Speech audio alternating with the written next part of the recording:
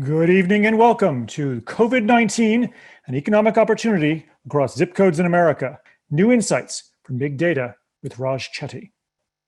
This is a socialized remotely signature event brought to you jointly by Harvard's Office of the Vice Provost for Advances in Learning, the Harvard Summer School, and socializeremotely.harvard.edu. Dr. Chetty will first discuss how the COVID pandemic is affecting the American economy at the zip code level in consumer spending, business, and employment prospects. He will then discuss the impacts of major policies enacted to mitigate economic losses and consider what approaches will best foster recovery and limit hardship for American families going forward. Finally, he'll discuss his recent work on the COVID crisis in the context of his research lab's broader work on equality of opportunity and racial equity, describing how the current crisis links to broader structural challenges in the American economy. Our speaker tonight is Raj Chetty, the William A.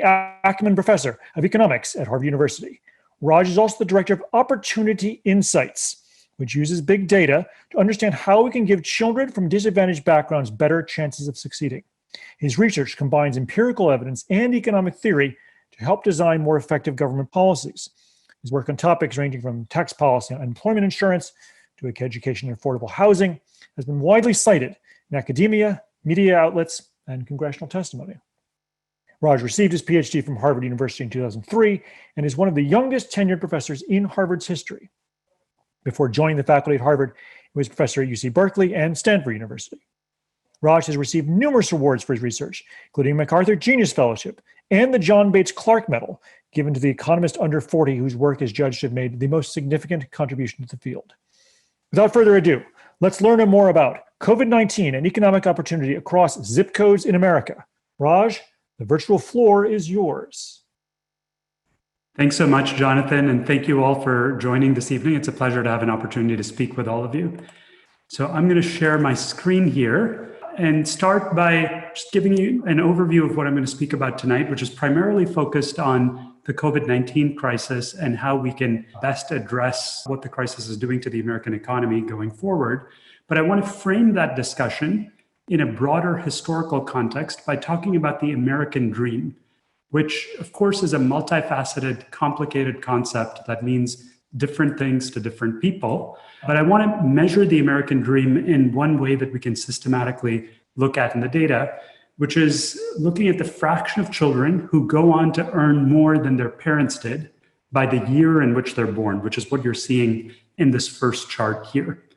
And so what we're plotting here, you can see that if you look at kids born back in 1940, you see that more than 90% of those children went on to achieve the American dream of having a higher standard of living, a higher level of earnings than their parents did at a comparable age. If you look at what has happened over time, you see a dramatic fading of the American dream, such that by the time you look at kids born in the middle of the 1980s who are turning 30, roughly today and are entering the labor market around now, those kids essentially have a 50-50 shot of achieving the American dream and doing better than their parents did. So this broad trend, I think, is of incredible economic importance. It's of incredible social and political importance in understanding how America is changing. And this trend really animates the work that I and my colleagues do in our research lab, Opportunity Insights, which is focused on essentially understanding the science of economic opportunity. So in the work we do, we use big data to study economic opportunity. What is driving the trend that I just showed you on the previous slide? How can we increase economic opportunity across America for different subgroups by race and ethnicity, for people from low-income families, high-income families, and so forth? And in doing so, we analyze a broad range of policies rather than focusing on any one domain that you might naturally think of, like education, which plays a key role in economic opportunity, or housing policies, or things like that. We analyze a broad range of policies from childhood to adulthood. Now, today, I'm going to focus on some work that we've been doing in the past 3 months in our lab, which focuses on analyzing the economic impacts of the COVID-19 crisis in both the short term, what can we do in the next few months to revitalize the economy, and then connecting back to how I started the talk in the longer term. What does it mean in terms of the structural challenges we face in economic opportunity in America? And what should we be doing going forward more broadly to come out of this crisis with a stronger foundation for everyone to rise up in the income distribution? So this project on the impacts of COVID-19 was motivated by recognizing that the traditional data sources that we use to study economic questions like this, that policymakers use to understand what's driving a recession and what they should do to try to mitigate the impacts of that recession, are generally quite limited. So traditionally, people rely on surveys of households and businesses to understand what is happening in the economy. So if you look at headline numbers like changes in GDP or unemployment rates, they're coming from recurring surveys that the government's conducting of large groups of households and businesses. While those data are incredibly valuable in informing what's happening in the economy at an aggregate level, they have some serious limitations, first of which is that they're typically available only at a low frequency. So you see GDP statistics only at a quarterly level. So you can't assess what's happening week by week to the economy using that sort of data. And second, usually you only see statistics at a national level or at best a state level. It's very hard to drill down in finer detail to what's happening in different zip codes or to different subgroups for Black Americans versus white Americans or low-income folks versus high-income folks. And so motivated by that challenge and recognizing our group's position in working with these types of big data to think about economic questions, we decided to come together and think about how we could contribute to the crisis. And we thought that it would be useful to build a new economic tracker using big data that pulls together data from various private sector companies to better track economic activity. So rather than relying on surveys, instead, what we did is connected with a large set of companies, credit card processors, payroll companies, financial services firms, all of which effectively have a window into economic activity in the US. They can see who's getting paid what, who's employed, what people are spending in an incredibly detailed way. And using that data, we built a website that we're calling the Opportunity Insights Economic Tracker, which I'm showing you here, which you can visit. It's a freely available public website, tracktherecovery.org. And what you can see on this website are a variety of different indicators that are very useful for tracking economic activity, like spending patterns, business activity, employment, and so forth. And importantly, you can see those measures at a very high frequency level, day by day. And so I'm going to start here by showing you the data that we're looking at on consumer spending, where you can see that prior to the COVID shock, it was just kind of a flat line. And then right when the COVID crisis hit the US and the national emergency was declared in the middle of March, you see immediately about a 30% reduction in consumer spending, which then picks up sharply right when the stimulus checks were sent out as part of the CARES Act on April 15th, and I'll come back to that in more detail. And then since that point, we've seen a gradual recovery, as you can see, day by day, that is then kind of stalled in recent weeks as the COVID infection has started to spread again. So this gives you a national picture of overall spending patterns. But what I think is particularly powerful about these data is that we can look at these data separately by state, by county, by metro area. And so to give you an illustration of that, I'm going to click here on West Virginia. If you look at West Virginia, you see, I think, a particularly striking pattern, which is that very sharp drop that we saw at the national level, but then almost a complete rebound right when the stimulus checks were sent out. And now spending levels essentially hovering around where they were before the COVID crisis. So if you were to look just at the spending data for West Virginia in isolation, you would conclude that it looks like the recession from a spending perspective is almost over, tracking credit and debit card data in West Virginia. But now if you look in contrast at nearby North Carolina, or you look at Washington, D.C., you see incredibly different patterns there, where you're still down about 20% relative to pre-COVID levels in terms of spending in Washington, D.C., and you see much less recovery at the point that the $1,200 stimulus checks were sent out, and so forth. So what I'm going to do here today is use the data that I just showed you in that tracker to analyze the impacts of the COVID-19 crisis, then talk about potential policies that we can implement to stem its impacts, and then finally talk about what the implications are for the broader structural challenges that we face in the US in terms of economic opportunity going forward. So let me start by showing with these data what happened again to consumer spending in the United States. And just to be clear, the reason I'm going to start the analysis by focusing on consumer spending is if you look at why GDP changed in America, you see that the key driver of the reduction in total output of the US was because of a sharp reduction in consumer spending. And so the first thing we're going to do is try to understand why are people in the US spending so much less? And then we'll talk about what downstream impacts that has on the American economy and how we can stem the sequence of events through policy changes. So the first thing I'm going to do is disaggregate consumer spending changes by income level. And so what you're seeing in this chart in the green here are changes in consumer spending by day for households in the top 25% of the income distribution. The solid line is for 2020, data shown by day in 2020, and the dashed line as a reference shows you the same data for 2019. So what you can see is that right when the COVID shock hits in mid-March, you have about a $3 billion per day reduction in spending for people in the top income quartile, about a 30% reduction. And you can see that since that point, there's been a gradual recovery, but you're still down in June by about $1.4 billion per day in terms of total spending relative to pre-COVID levels.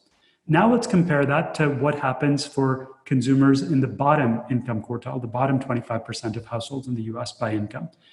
For those folks, you can see that there's again a reduction in spending when the COVID shock hits, but it's much smaller. It's much smaller both in percentage terms and especially in dollar terms, because low-income folks are spending less to begin with. And then moreover, if you look at what has happened over time, you see a near complete recovery of spending for people in the bottom 25% of the income distribution. By the time you're in June, you're essentially back to baseline levels. So the key first point that you see here in these disaggregated data is that the spending reduction that we're seeing in the US is driven primarily by high-income households. The top quartile of the income distribution accounts for more than half of the reduction in consumer spending that we're seeing in the United States. So that's fact number one. The rich are really driving the reduction in spending in the US.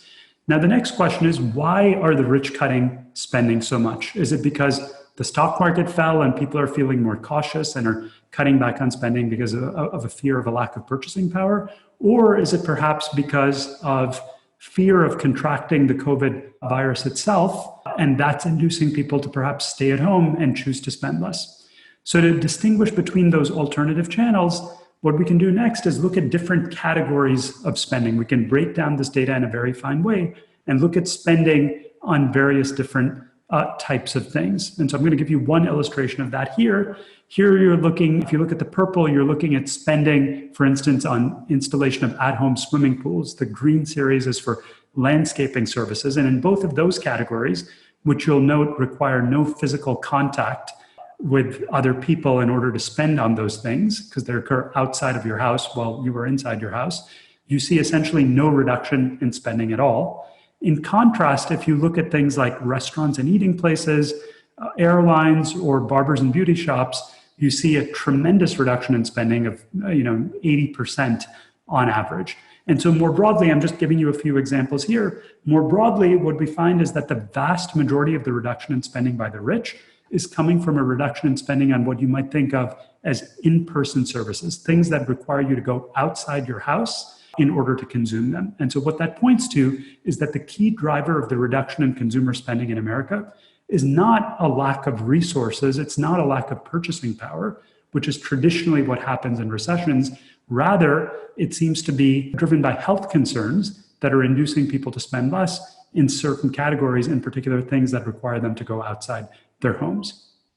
So next, what I want to talk about is what that reduction in spending does to businesses. So the way I think about the economy is kind of a sequence of dominoes that are linked to each other. And we've just seen the first domino that's fallen is a big reduction in spending by high income folks. What I want to talk about next is how that ends up affecting businesses. And what I'm going to focus on in particular is small businesses that cater to households in their local neighborhoods. So the idea here is, given that we've just seen that people are reducing spending on in-person services, if you think intuitively, where do you tend to spend on things in person? It tends to be on places near your house, right? So you go to a restaurant near your house or a shop near your house. And so what we're going to do here is look at what happens to business revenues by zip code.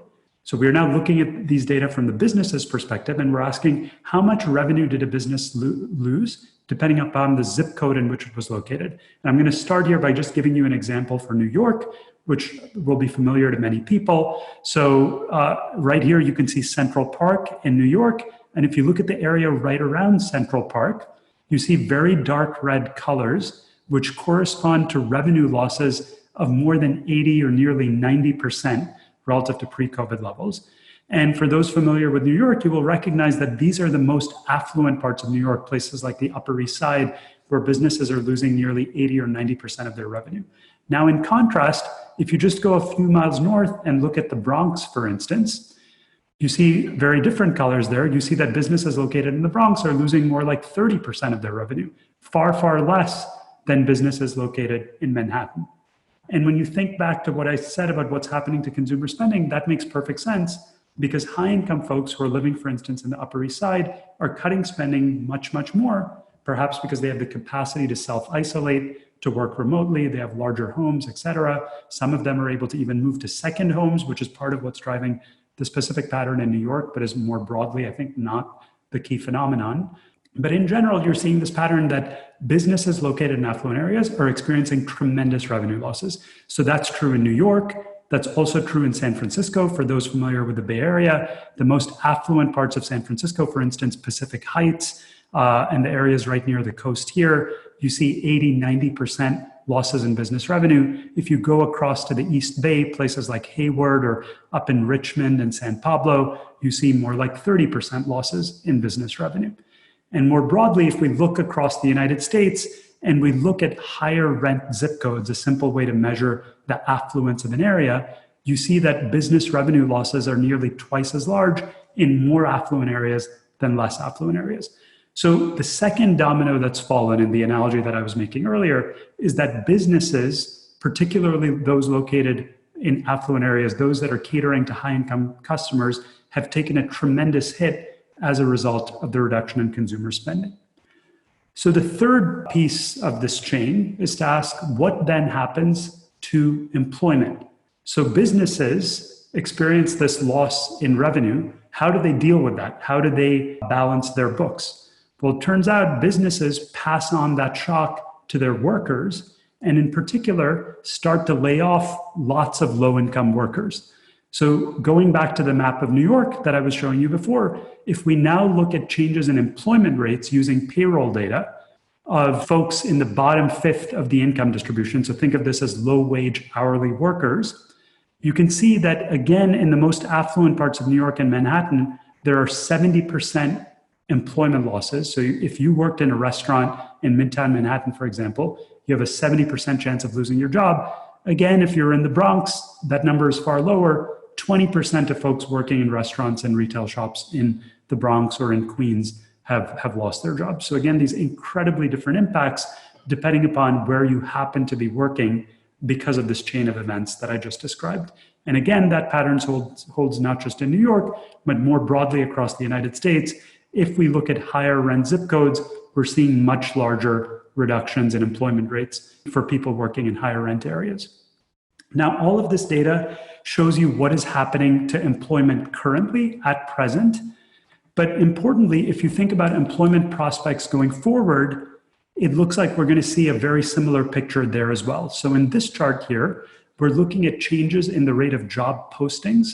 So one of the clearest indicators of how the economy is going to recover is the rate at which firms are posting jobs for new hires. And here we're using a different data source where we're able to track essentially all job postings in the United States. And we're looking at the change in job postings from pre-COVID levels to post-COVID levels. And again, you see this pattern that particularly in affluent areas, you are seeing 40% reductions in job postings, which does not bode well for workers' prospects going forward. It both means that you have very high unemployment rates now, and you have a much harder time finding a job going forward. So what I've just laid out is a sequence of events that hopefully give you a picture of what happened to the American economy in the past few months. A collapse in consumer spending that affected businesses providing in-person services in particular, that then affected the low-income workers that they employed. And as a result, we see exorbitantly high unemployment rates, which you read about in the news, primarily among low-income folks. So higher-income folks have not lost their jobs. Many of them are able to work remotely and so forth. And so you're seeing enormously high rates of job loss at the bottom end of the income distribution. So what I want to do next is ask what I'm sure is the question on many of your minds. We've seen this sequence of dominoes falling. What can we do to reverse that? What can we do to mitigate the economic impacts of COVID-19, which is, of course, a question that lots of policymakers are asking at the moment. And so what I'm going to do to answer that question is first revisit three major policies that you hear a lot about in the news and show you how the type of real-time data that we've constructed from these private data sources can be incredibly valuable in studying the impacts of these policies that we enacted in the past. And then I will discuss what this means for policies going forward. So the policy that I'm going to start with is one you hear about a lot: state-ordered shutdowns and reopenings. So the idea here basically is, can we restart the economy, so to speak, essentially through an executive order that says that businesses are now open? Is that going to increase spending levels, increase employment, and so forth? And so the way we assess that is by exploiting the fact that lots of states make policy decisions to shut down or reopen at different times. So to give you one example here, let's compare New Mexico and Colorado. New Mexico and Colorado both shut down at similar times. Colorado then reopened about 2 weeks before New Mexico did. And so what that gives us is kind of a treatment control comparison where we can ask, when Colorado reopened 2 weeks earlier, did we see an increase in economic activity in Colorado relative to New Mexico? And so what you can see the answer for yourself here very clearly. These two series track each other almost perfectly. Colorado and New Mexico look essentially identical before the shutdown occurred, through the shutdown, and then when Colorado reopens, you really see no evidence at all that spending surges in Colorado relative to New Mexico. More broadly, when we look at a variety of other economic indicators, business revenues, employment rates, job postings, and so forth, all the things that I've been showing you, there's really no evidence that reopenings or shutdowns have a really big effect on economic activity. And I think that fits with my diagnosis of what is happening in this recession, which is that it's fundamentally driven by a lack of consumer confidence among high-income households who don't want to take the risk of going out of their house and spending. And an executive order to reopen businesses is not fundamentally going to change that. It's not the state order restrictions that are affecting economic activity. It's the choices of individuals themselves. So there's a limit, I think, to how much we can do in terms of economic policy just through these reopenings and shutdowns. Okay, second major policy, this enacted at the federal level as part of the huge economic relief bill enacted a few months ago. So a key feature of that bill was stimulus payments made to the vast majority of American households, which you'll remember were checks of about $1,200 per individual typically. And so the idea of the stimulus, traditionally from an economist perspective, is that we are going to pump more money into the economy, which consumers are then going to go out and spend. Businesses then end up having more revenue. Perhaps they're going to hire more workers, and that gets us to kind of undo that chain of events that I was describing before. So again, let's use these data to assess, did that work? Should we be having another stimulus going forward? What should we make of this policy?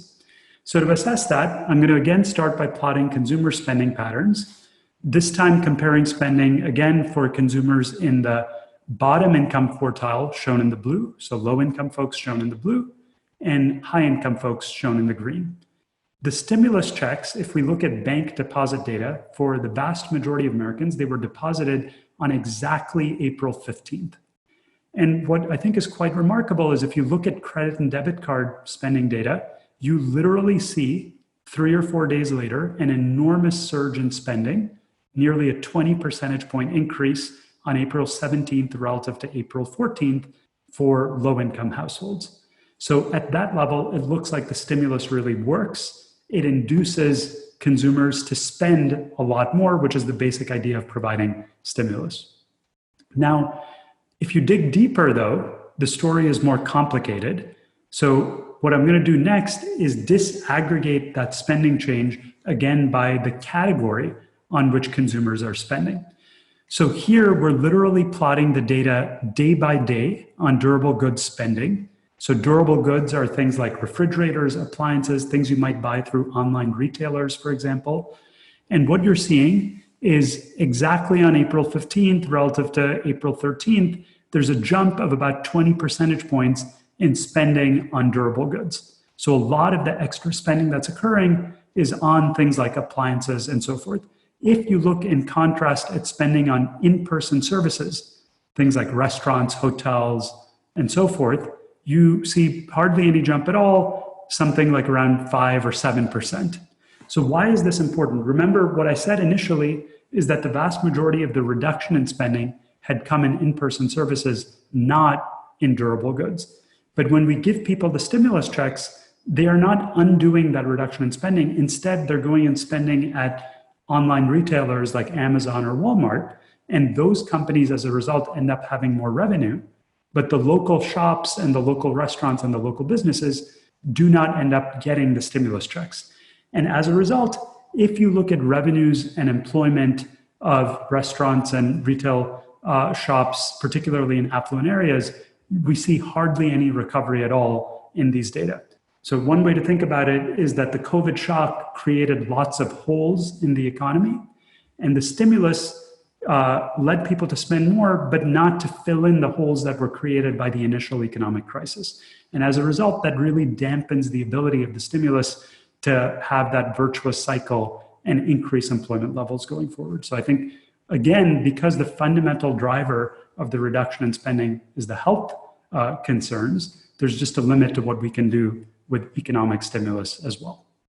Final major policy I want to talk about are loans to small businesses. So as part of the CARES Act, a major feature of it was the Paycheck Protection Program, which gave about $500 billion of forgivable loans to small businesses, businesses with fewer than 500 employees, if they maintained their payroll above a certain level. So the idea of these loans was to give firms liquidity to enable them to keep their workers on payroll and give them an incentive to keep their workers and not lay them off. So was the Paycheck Protection Program successful in achieving that goal?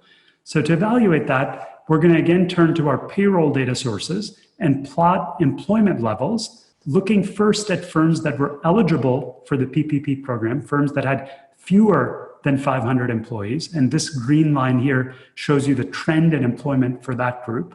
And the key thing we want to do is assess whether that trend looks different relative to firms that were ineligible for the PPP program, shown here in the orange, firms with more than 500 employees. And what you can see is that before April 3rd, which is when the PPP program began, these two groups track each other almost perfectly. So if you want to think about this from an analogy to a scientific experiment, it looks like the orange is almost a perfect control group for the green. We then treat the green group, the small firms with the Paycheck Protection Program, and we want to know, did that lead to a big increase in employment in small firms relative to large firms? And what you can see is there is some increase. The green line is above the orange line, but that increase is pretty small. It's about 3 percentage points in increase in low-income employment relative to a loss of about 40 percentage points, right? And so one way you can look at that is, yes, the Paycheck Protection Program did save some jobs, but the implied cost, given that we spent $500 billion on this program, the implied cost per job saved over a 2-month period was $340,000. So again, this seems like a program on which we spent an enormous amount of money, but what these data suggest is, at least in the short run, was actually not a very cost-effective way of trying to save jobs for Americans, particularly low-income Americans, who lost the most employment. Okay, so I've now given you an assessment of what happened in the economy, what the impacts were of various policies we implemented. What I want to do in the remaining few minutes is tie this back to where I started on the implications for long-term economic opportunity, looking beyond the short-run impacts that I've been focused on here. So I think it's very natural to want to focus on the short run. We all want to understand, how can we get back to where we were at the beginning of this year? And that's important for millions of Americans. But I also think it's very important to think about what this crisis means for longer term issues like the decline of the American dream that I began with, because I think those are the challenges we're all going to face in the decades to come. And so I want to start with another piece of data that to me is a very worrying sign in thinking about implications for economic opportunity going forward, which is this analysis here, which is another source of data that we're tracking in real time, which looks at educational progress by income group. So what we're doing here is using data from an online math learning platform called Zearn, which is used by about 1 million students in the US in elementary school to learn math. And what we're plotting is the rate of progress on this online learning platform for kids in high-income families in the blue versus low-income families in the green. And you can see that in mid-March, when schools essentially shut down and switched to remote learning, for high-income families, you see a little bit of a drop in the number of lessons completed on this platform, the rate of learning math, but it rebounds relatively quickly and remains, until the end of the school year at essentially baseline levels. For low-income families, you see a drastically and dishearteningly different picture, nearly a 60% reduction in the rate of progress in learning math. And given the large body of evidence from our research group and many others showing that early childhood education really plays a foundational role in kids' long-term economic prospects, I think this divergence that you're seeing here is a warning sign that children's chances of climbing the income ladder, particularly low-income kids, where I think we care about these issues most, may be starting to fall dramatically if we don't rectify this big gap that has emerged in educational progress going forward. So I've been focused here on disparities by income group, which I think are quite salient in this crisis and are an important driver of what's going on. But I, in the final few minutes, want to connect this to what I see as the other main crisis facing our country at the moment, which is the racial inequality crisis. And a lot of the impacts that I'm showing you here play out differently by race and ethnicity in ways that I think amplify racial inequality in a manner that is very troubling. And so to illustrate that in the context of the COVID shock, I want to turn to this chart here, which shows you what employment losses look like, if you look at the left first, for white Americans versus Black Americans. And you can see that Black Americans are about 1.5 times as likely to lose their jobs as white Americans in this crisis. Now, if you dig deeper into why that is, you find that a large fraction of that gap is explained by the fact that Black Americans were more likely to be employed in the occupations that were hit hardest in the crisis. So things like restaurants and the service sector, low wage jobs, those are precisely the sectors where we have disproportionate Black employment. And that's where you see particularly high employment losses as a result. Now, furthermore, it's not just that Black Americans are hit harder in terms of economic losses, they also are hit much harder in terms of health consequences. So if you look at mortality rates, you see that they're, again, more than twice as large for Black Americans relative to white Americans.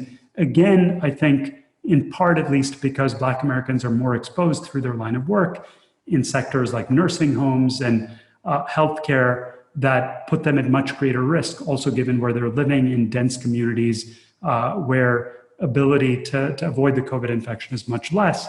I think, again, you see these very disparate impacts by race, which of course is incredibly troubling in its own right, and I think connects to the racial inequality crisis that we're facing in the US. So what I want to do here is discuss how I think the origins of these disparate impacts that we're seeing in the current crisis by income group, by race and ethnicity, actually stem from much deeper structural factors that relate to the decline in economic opportunity in the US more broadly. And so to illustrate that, what I want to turn to now is looking back from the COVID crisis at some earlier work we've done in our research group, which focuses more broadly on issues of economic mobility and opportunity, to look at how rates of economic mobility vary for Black Americans versus white Americans. And so to illustrate that, I'm going to turn to this chart here, which shows you rates of income mobility for Black versus white men raised in high-income families. So what we're doing in this chart is take a set of men who grew up in high-income families in the top fifth of the income distribution. Purple dots are for Black men, green dots are for white men. And what we're doing is tracking their own outcomes in adulthood, following them using data from anonymous tax records, following all Black and white men in the US and asking, where did they themselves end up in the income distribution in adulthood? And what you see here is, I think, an incredibly striking and heartbreaking pattern, which is if you look at the green dots, you can see that they kind of float along at the top, where if you're born to a high-income family as a white man, you have very good odds of essentially remaining near the top of the income distribution. But if you look at the purple dots, you see that they have a tendency to cascade towards the bottom of the income distribution. So even if you grew up in a high-income family as a Black man, you are almost as likely to end up in the bottom fifth of the income distribution as you are to stay near the top of the income distribution. And so the way that I describe that visually is that if you think about achieving the American dream of climbing the income ladder as climbing a ladder for white Americans, for Black Americans, it's more like being on a treadmill, where even after you've climbed up in one generation and reached a higher socioeconomic status, there are tremendous structural forces that are pushing Black Americans back down in the next generation and forcing them into occupations and into sectors that both give them lower wages and lower opportunities in general in normal times. And then second, as we were seeing with the COVID data, put folks at particular risk, both in terms of health and in terms of job loss. They put people in particularly precarious position because of a lack of opportunities. And so what I want to wrap up with is ask, what is it that we can do more broadly from a longer term perspective to tackle these structural issues and promote upward mobility among Black men in particular, and more broadly among disadvantaged lower income populations in the United States who haven't historically had access to the same economic opportunities. And so to do that, I'm going to, in the interest of time, just briefly summarize some analysis we've done to try to understand what are the factors that predict why we see these big differences in opportunity for Black versus white Americans. And what we find in particular is that the few neighborhoods in America, the few areas where we see Black families doing well in terms of rates of upward mobility are areas that have three characteristics: low poverty rates, so they tend to be integrated communities; low levels of racial bias. So if we try to measure racial bias in various ways, places that exhibit lower racial bias tend to, perhaps not surprisingly, have better outcomes for Black youth. And finally, areas with higher rates of Black father presence. So when you have more Black fathers present in a community, that correlates with higher rates of upward mobility for Black men in particular.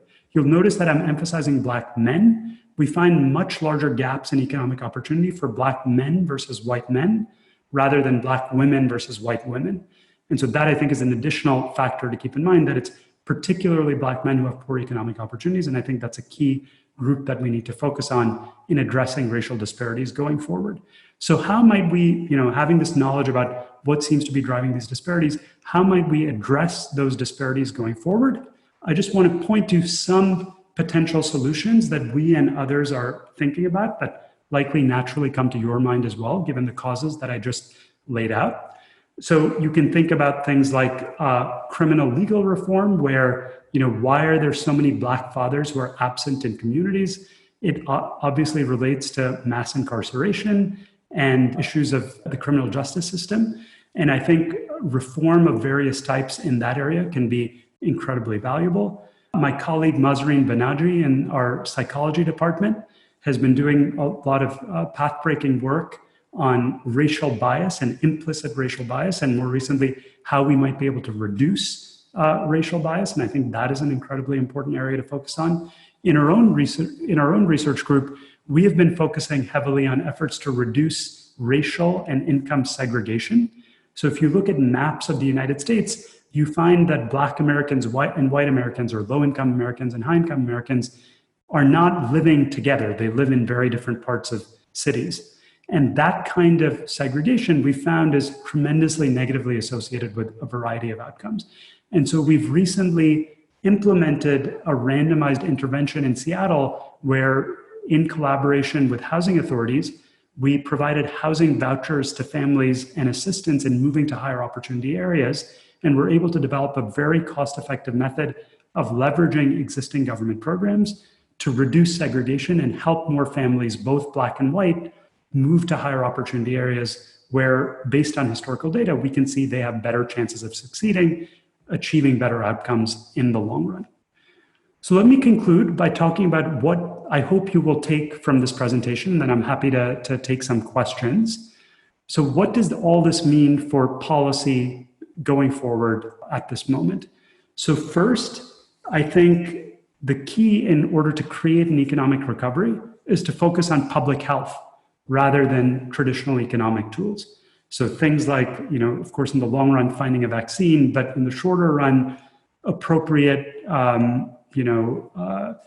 social distancing measures, masks, contact tracing, and so forth. My colleague Danielle Allen has been doing some fantastic work with mayors across the US on promoting those types of efforts. And I think that's exactly what we need to try to restore consumer confidence and create recovery in the short run.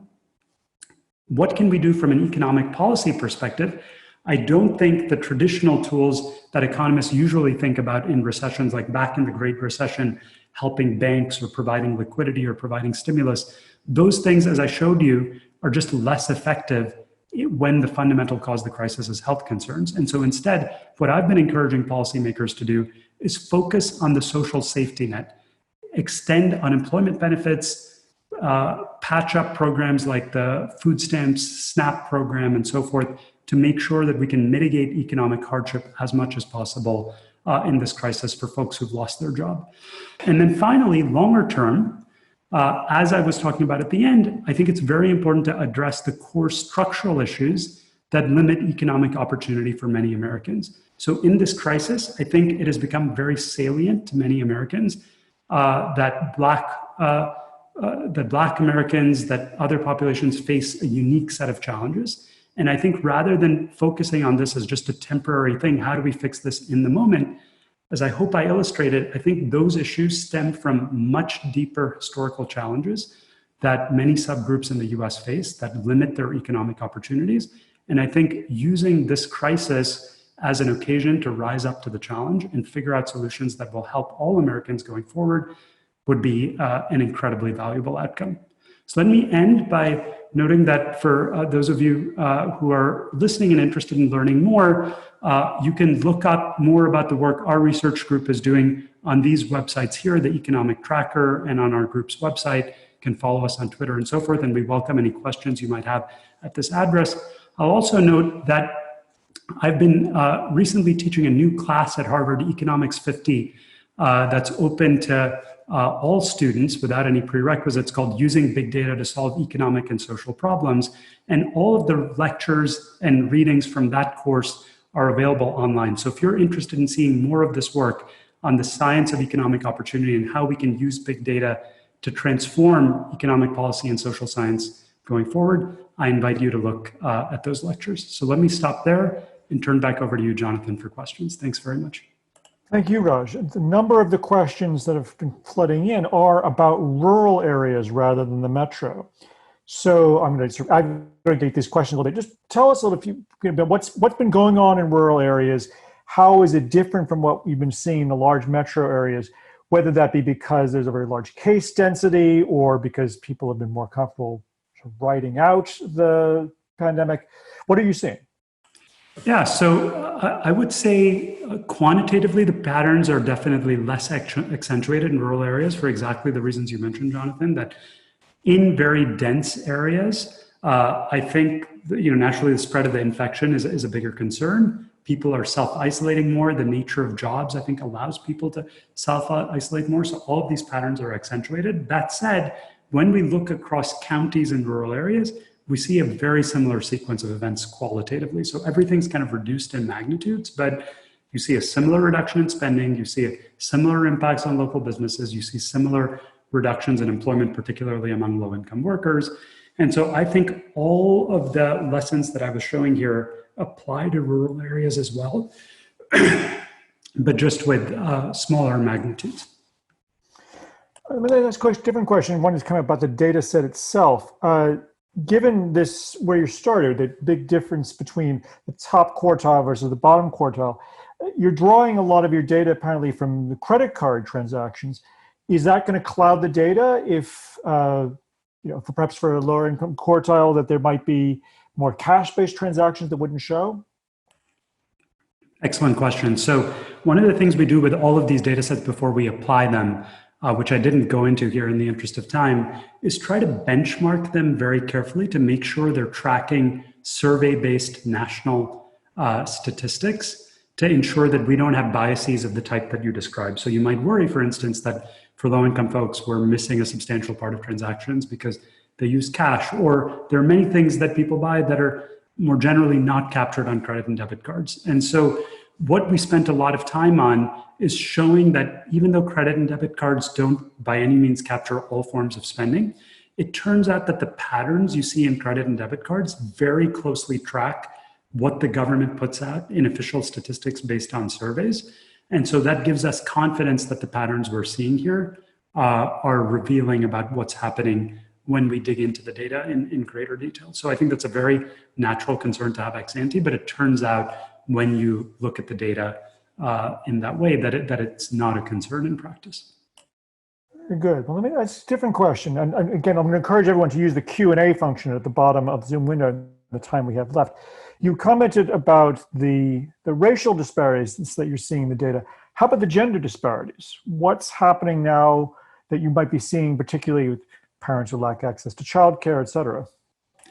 Yeah, so you see a couple of things. First, there's some evidence that women have been more likely to lose their jobs. That's partly a sectoral effect because women are employed in certain sectors that have been hit harder. So if you think about sectors that are providing in-person services or educational sectors and so forth, those sectors have experienced significant employment losses. As I mentioned, they also employ more women.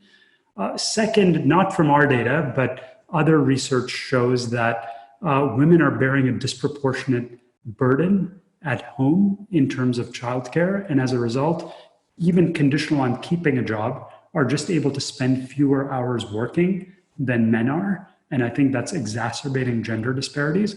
So that's another dimension through which I think this crisis amplifies inequalities along the lines of the themes that I've been talking about here. And again, I think a set of issues that we have to keep an eye on both in the current moment and with a longer term perspective. Interesting. And then let's turn to the solutions a bit. If I understood you correctly, you're saying that the stimulus doesn't work, but you want to extend the social safety net and employment benefits, et cetera. So for those, many of our viewers are those who are thinking about economics as a profession and want to understand economics. What's the difference? What's the difference between paying somebody money as a stimulus between just extending benefits, which might be the same amount of money? Yeah, thanks for that, Jonathan. So the key distinction is who's getting the money. It's about the targeting. So the stimulus was $1,200 checks to basically everyone, regardless of whether you lost your job or not. Unemployment benefits go specifically to people who've lost their job. So what's the difference? If your goal is just to stimulate the economy and increase the total amount that people are spending, and then thereby get more revenue to businesses and increase employment, that's the traditional logic of macroeconomic stimulus. You sort of don't care who is doing that spending. If I give anybody money and they go out and spend it in kind of the right places, we get the economic wheel turning again.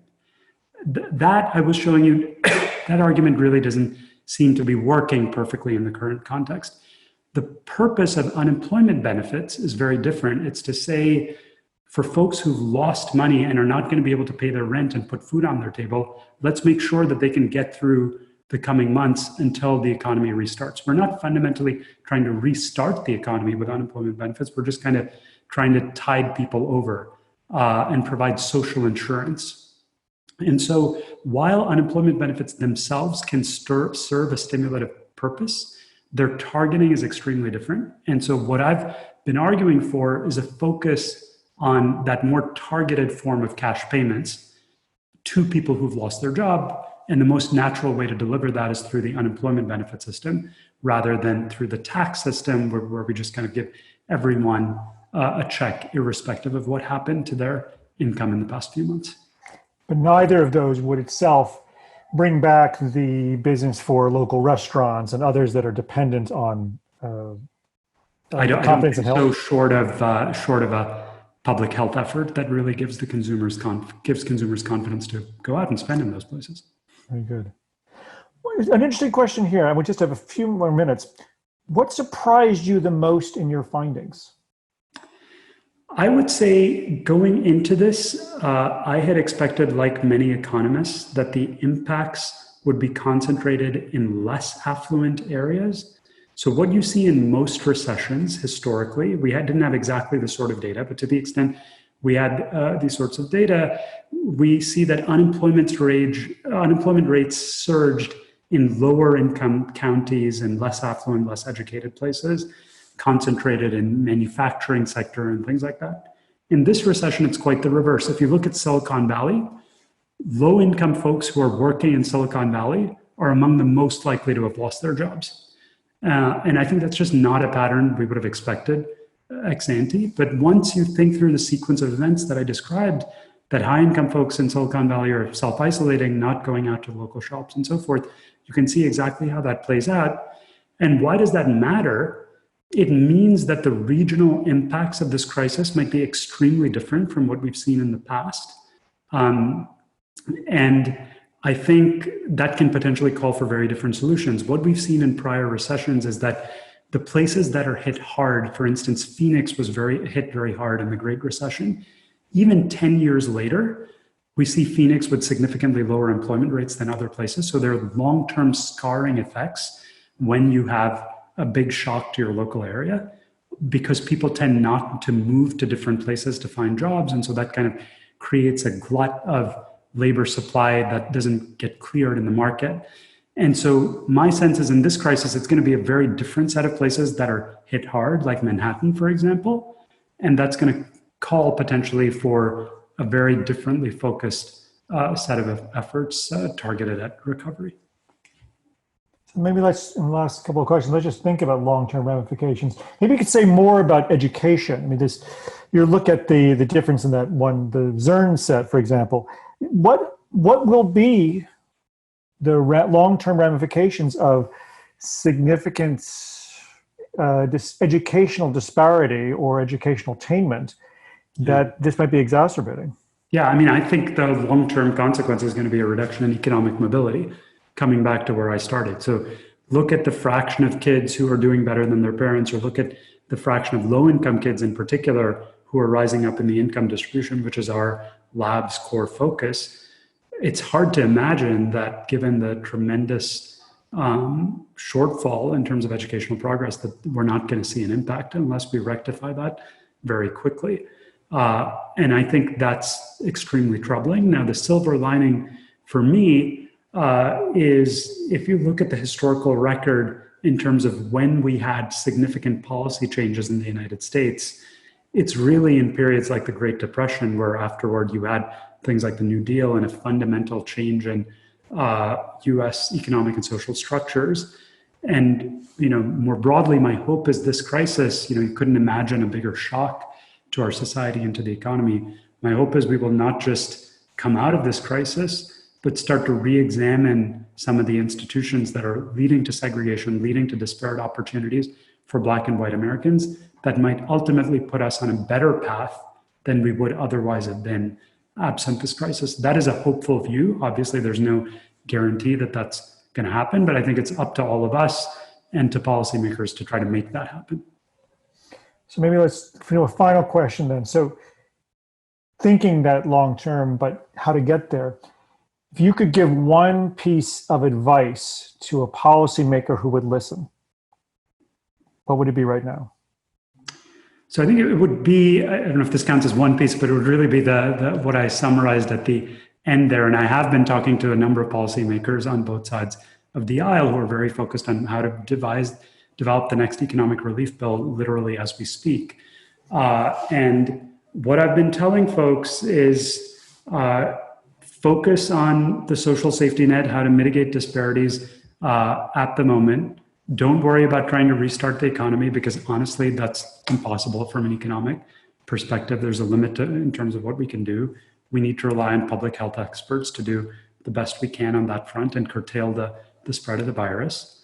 And then don't lose sight of the long-term picture. So think hard about, from a business perspective, it might seem like we should prioritize reopening of businesses as soon as possible. But from the perspective of long-term inequities, thinking about how we either reopen schools safely or switch to some hybrid model where we're providing, particularly in low-income areas, good opportunities for remote learning. I think these are the issues that we need to be focused on at both the federal level in terms of economic policy and at local and state levels. Raj, this is very helpful. Thank you so much. And we'll close it out now by thanking all of you who joined us today. Hope you join us again soon for upcoming signature events. For instance, on Tuesday, August 11th, 2 weeks from today, don't miss the opportunity to ask us anything about cybersecurity. For more information on this and other signature events, as well as recordings of past events, including this one this evening, visit socializeremotely.harvard.edu. We also direct you to the website that Raj explored for us, which has do-it-yourself tools, tracktherecovery.org. Good night, everyone. Thank you for your insights.